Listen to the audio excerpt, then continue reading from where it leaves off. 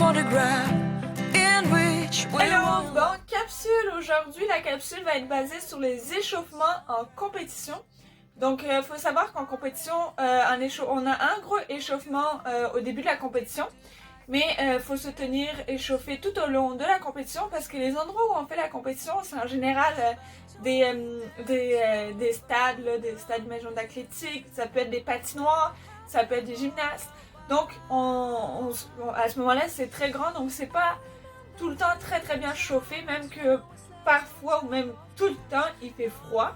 Donc, pour commencer, tout simplement, avant de mettre notre kimono, on va mettre un gros sweat, on va mettre aussi des gros bas de laine ou même des bas... moi, je mets toujours deux paires de bas, une petite paire mince, puis une grosse paire de bas de laine pour être sûr de tenir au chaud. Puis on va mettre notre kimono par-dessus tout ça. Ça, c'est sûr que ça va nous aider. Moi, le sweat, je l'enlève juste avant mon combat. Donc, c'est vraiment de s'habiller chaud avant de faire notre échauffement.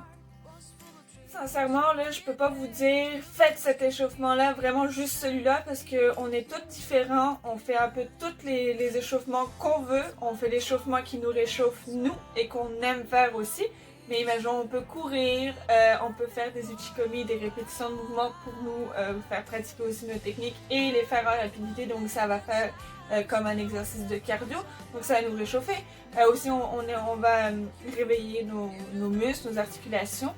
Puis ouais, moi c'est à peu près ça que je fais pour m'échauffer.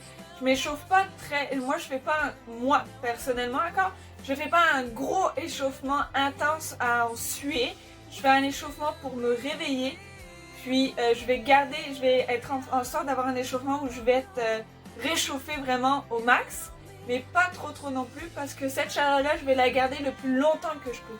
Donc c'est-à-dire que je vais courir, maintenant je peux courir un petit 10 minutes pour me réchauffer et tenir cette chaleur-là dans moi avec mon sweat et mes gros bas. Je vais parler du gros échauffement du début, mais aussi, moi je peux inclure deux échauffements qui sont aussi autant importants que le premier.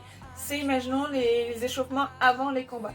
Donc quand on voit, imaginons notre combat est dans 5 combats, moi je vais commencer à sautiller, à me réchauffer encore les muscles parce que je vais avoir refroidi.